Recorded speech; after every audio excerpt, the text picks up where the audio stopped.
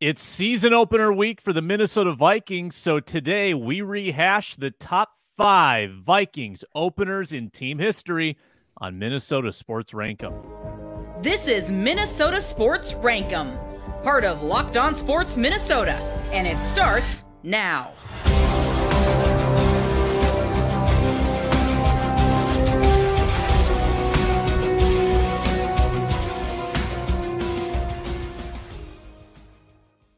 It's the show that settles debates and starts new ones. It's Minnesota Sports Rankum on Locked On Sports Minnesota. Top 5 lists every Thursday for you with myself, Sam Ekstrom, at Sam Ekstrom on X, and Luke Inman, at Luke_Spinman, right-hand man, ranking the top 5 Vikings season openers in team history. Luke, this one's going to be a whole lot of fun. Today's episode is brought to you by Birddogs.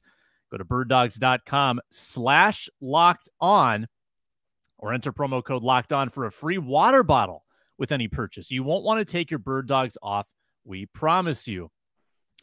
Luke, all the great Vikings teams in Vikings lore, a lot of those seasons were marked by wonderful, fantastic, memorable season openers. Had to go back in history, got to relive some season openers today, and you've got your top 5 Viking season openers. What'd you think of this list? Oh, this was so much fun sifting through, Sam. All these season openers the last 20, 25 years or so. Few that didn't make my list that were still wildly entertaining and memorable, that's for sure. I'm sure we'll go over some honorable mentions maybe at the end. I got to fling some of these out. But yeah, this was a lot of fun and getting me jacked for this Sunday, the 2023 Vikings season opener. Hey, congratulations, man. We made it to another NFL season. Chiefs-Lions tonight. Viking season kicks off on Sunday versus the Bucs. You know, it's going to have its ups and downs like they always do, but just glad we get to experience it together, break it down week after week again, right here every day on the Locked On Sports Minnesota Network. So I'm jacked up, man. Football's back today. One public service announcement before we get started. The Minnesota Sports Rankum show, as part of a reorganization of our programming, we're going to roll this concept, Luke, into the Minnesota Football Party going forward. So we're still going to be ranking stuff probably on Thursdays. It's just going to be part of the Minnesota Football Party with Luke Braun and Arif Hassan, so they can weigh in their smart alecky ways and try to tell us that we're wrong, when really everyone knows that we're the authority on this. We're the rankers. They haven't practiced this for the last year. But today, we're talking about today, Luke Inman, you've got a top 5 list, top 5 season openers. Hit me with number 5. Yeah, well, you always email me every Wednesday afternoon with the Rankum topic for today. And yesterday it read most memorable openers. So when I hear that, memorable, I think of games that I'll always remember, win or lose, no matter the outcome. So I'm starting off with one that isn't necessarily a fun memory per se, but one I know I'll just never forget. September 13th, 2020. It was the very first time, and what I hope will be the only time fans of any team really watch their season opener with not one single fan in the stands, man. It's the COVID year, and I still look back.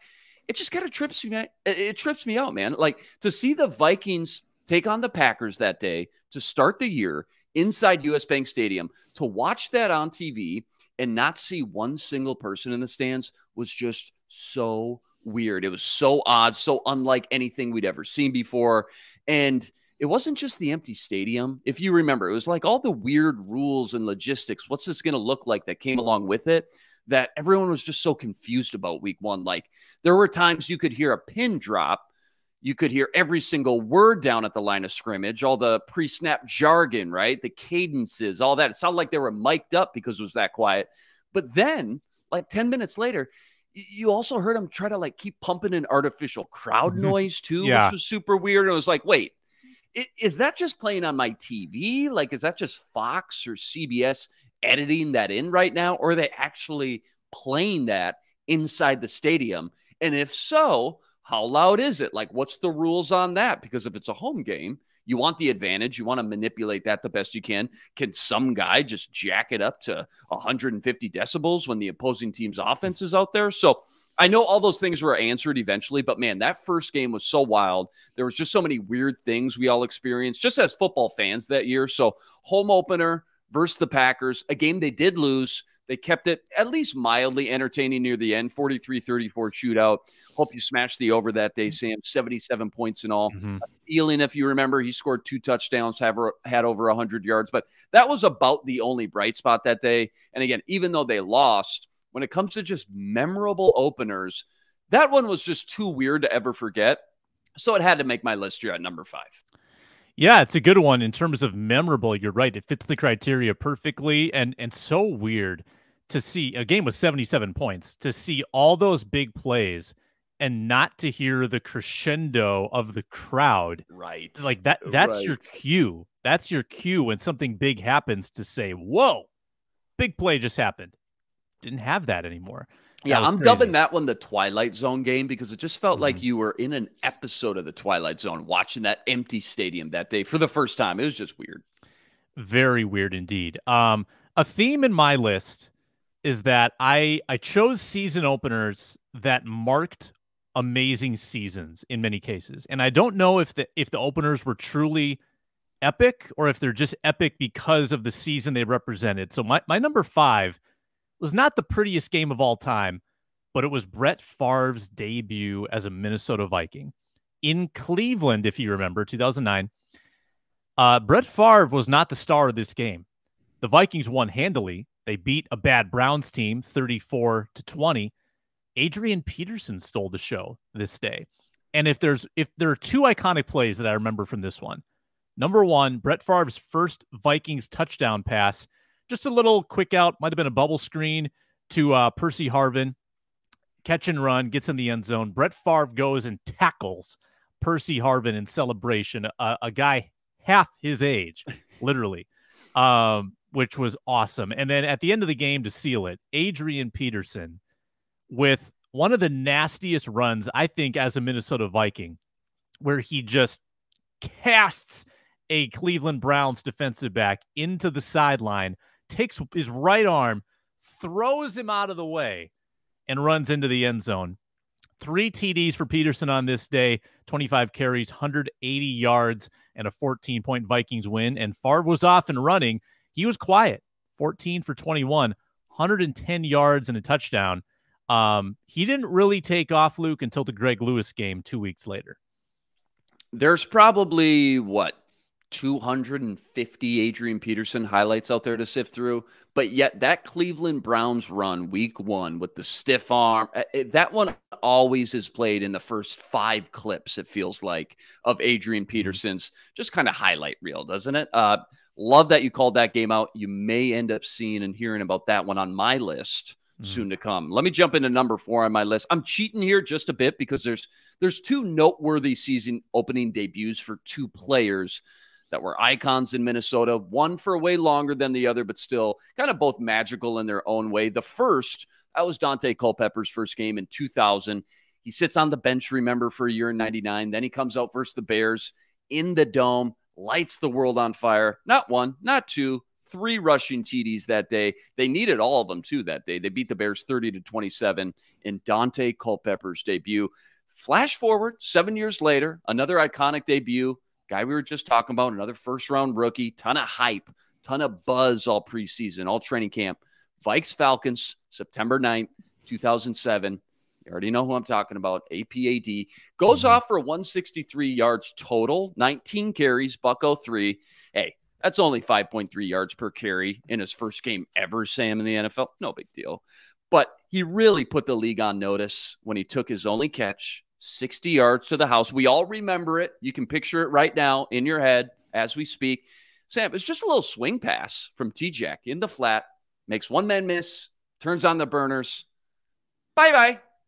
That's it. AP He's loose. Busts out on the scene, man. That was it. Yeah, PA on the call. He puts up his first what would be 56 100-yard games in purple. By the way, that got him inside the top 10 all-time for 100-yard rushing games. But Culpepper in 2000 versus the Bears, 7 years later, AP's turn versus the Falcons. Those 2, I'm combining those 2. They come in at number 4 on my list. That's good. I was at that AP debut. Were I you? remember yep, I was at that game. They had a pick 6 right out of the chute. Like, I think it was the first drive. Atlanta was miserable. They had just lost Michael Vick, to dogfighting. I think their coach either just had or was about to quit on them. Wasn't that the Petrino season?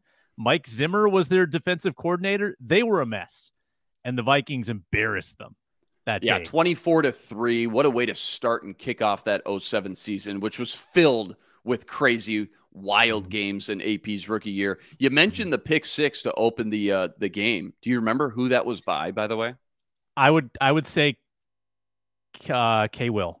It was not, not a Winfield or a DB or even a linebacker like a Lieber. No, Kevin Williams, 54-yard interception return, start the game out 7-0. Unbelievable, Sam. Great call up. Yeah, he had a couple of those too where he just snatched it at the line of scrimmage and took it to the house. Yeah, Winfield had a pick six that game as well, but that was later when the game was 17-3 already at that point, late in the fourth quarter. So pretty fun. Yeah, offense wasn't doing much with T-Jack except Peterson with the catch and run. Otherwise, it was a defensive not struggle. Doing much, even though AP's giving you 5+ yards per carry 19 times. Come on. Come on, T-Jack. Come on. I got you 3rd and 2 every time. What do you want? Better. For my number 4, my memory bank personally goes back about 25 years, but I wanted to seek one out that was a little more old school. So I found a gem from 1992, overtime in the season opener against the Packers at Lambeau. Terry Allen, Rich Gannon, Fuad Revez, Hassan Jones, the heroes of this one. Terry Allen was the big star. 12 carries, 140 yards, Luke. That is efficiency. More than 10 yards a pop, including a big run in regulation that set up a touchdown to tie the game, and a big run in overtime that set up the game-winning field goal. Rich Gannon, not the most statistically impressive Vikings quarterback of all time, but put up 266 yards in this game, 2 touchdowns. An OT walk-off field goal where, again, you just had to win the toss at that point. You win the toss, you drive the field a little bit, and you kick a field goal, you win the game. Terry Allen puts him in position, a walk-off field goal to start the year at Lambeau in 1992 for a 23-20 Vikings win. Terry Allen, the offensive hero. Yeah, and you mentioned you tried to find some season openers, some games that ended up turning into great seasons. What was the record that year? I don't remember. 1992, no idea. This was the classic lead up to 98 where all of the Denny Green teams were about 9-7. Okay. And they would usually make the playoffs and usually be an early exit. This year they were 11-5. Oh, in fact, in 92. So in now the old I gotta look NFC what they Central did in the with the playoffs. Bucks when there was they 5 lost teams. in the first playoff game at home to Washington, 24-7. So that was probably the blogs were probably lighting up after that one, after that playoff loss. This was a good team. Yeah, number 3 on my list. It's a duplicate here, Sam, but there may never be a single Viking season opener with more hype than there was in 2009. The Gunslingers in town. Months and months of anticipation leading up to that season. And they start on the road in Cleveland. You already mentioned it, went through the play-by-play. AP carries the load. He does the heavy lifting. Just an iconic AP type of game. 3 TDs on the ground. Favre didn't need to do much. 21 passes, 14 completions. TD to rookie Percy Harvin, you mentioned that. That was a sneak peek at that deadly connection throughout the entire season. Vikes go on to win 34-20. Kicked off one of the best seasons in franchise history. The debut of Brett Favre, though, coming in at number 3 on my list. We're at the halfway point of the list, which means it's time to tell you about Birddogs. It's getting to that autumn season, which means you wake up, there's a little chill in the air. You want to be comfortable. You put on your Birddogs pants with that comfortable, airy liner. They're breathable, yet warm. They're cozy. I love my Birddogs. I've had Lululemon, and then I switched to Birddogs, and they're a step above, folks. You can get them at birddogs.com/lockedon, and they like to keep things interesting. First, they gave you the free white tech hat with any purchase. At one point, they gave you the tumbler. Well, for my next order, I'm going to get the Birddogs water bottle. Get a free Birddogs water bottle with any purchase when you go to birddogs.com/lockedon. Enter the promo code LOCKEDON at checkout. Birddogs.com/lockedon. I am a complete convert to Birddogs. I love them. I wear them almost daily. The shorts, hopefully we still have some shorts days left this fall, and the pants with the liners, so comfortable. And they've got awesome names too. Just go to the website, look at their collection, the Steven Jobs, the Phil Gates, the Jeff Bezos. Check out the selection, birddogs.com/lockedon for the promo code to get that free water bottle. All right, my number 3. Let's go back to 2017. That's another epic season for the Vikings, and it began with an epic win. Remember, the new car smell was still on US Bank Stadium. They kicked the season off on a Monday night against the Saints with Sam Bradford as their quarterback to begin the year. Bradford only goes for 346 yards, 3 touchdowns, no interceptions, 27 of 32. I don't know how that's not a perfect passer rating, Luke, because he was only a 143 passer rating. That seems like it should be a perfect passer rating to me. Stephon Diggs put on a show. And that's another theme, Luke. In these season openers, the stars come out, whether it's Peterson, Diggs, Culpepper, Moss maybe later in the list. Diggs for 9 for 157, Dalvin Cook 22 for 127, 470 total yards for the Vikings, who won the game 29-19, and it was not that close. So that's the quarterback you started the year with. Could have never imagined that Sam Bradford would not complete another game as starter that year after what he showed. Case Keenum takes over after that. The rest is history. But Bradford, I remember Mike Zimmer commenting on how impressed he was, how happy he was that he had this explosive passing offense with Bradford. And that was really his last moment in the sun as an NFL starter. After that, it was just a knee that wouldn't cooperate with him. But 2017, man, pretty memorable under the lights at US Bank Stadium. And I think Randy Moss got inducted into the Ring of Honor that night too. A pretty cool evening for the fans. Yeah, Bradford had in that game, still to this day, Sam, the craziest, most wizard type of throw I've ever seen. Jarius Wright only caught one ball that game. I think it was 1 reception, 20 yards on the stat sheet. But it was literally right over this defender. If you've never seen it, go look it up. If you know what I'm talking about, you know how wild and crazy that throw was. I know you remember it. I posted it on my Twitter. It kind of blew up, but it was just one of those throws that was like, how the heck did he do that? And you're right. What a fun game. What a fun way to kick off that season that year. Sam Bradford, if he could just stay healthy, man. That's too bad. That was a shame because he showed the potential. It flashed all the time, especially under the bright lights on that primetime game. That was a good one.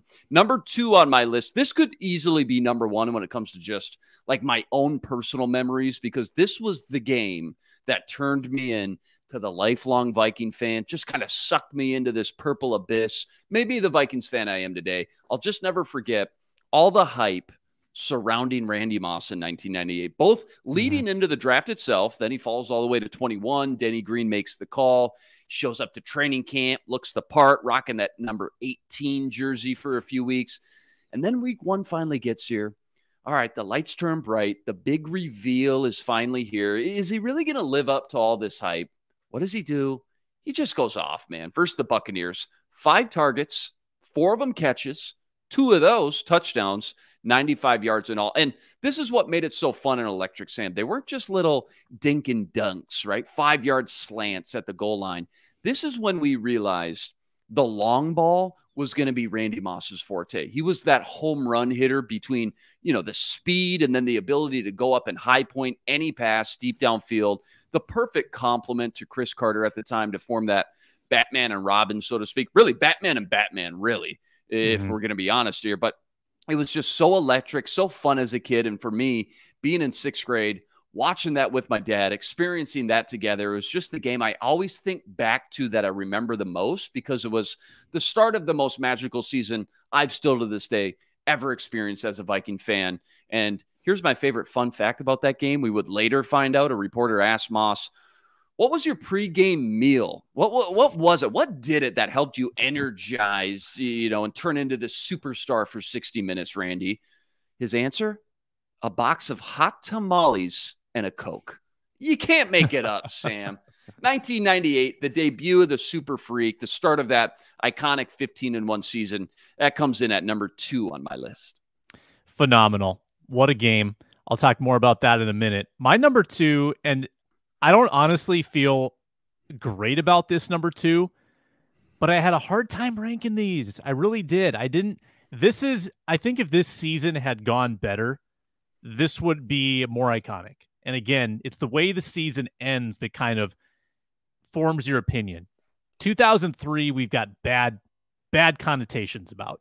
Collapse down the stretch at Arizona. Nate Poole in the back of the end zone. No! The Cardinals have knocked the Vikings out of the playoffs. So that's how we remember the season. But you remember they started 6-0.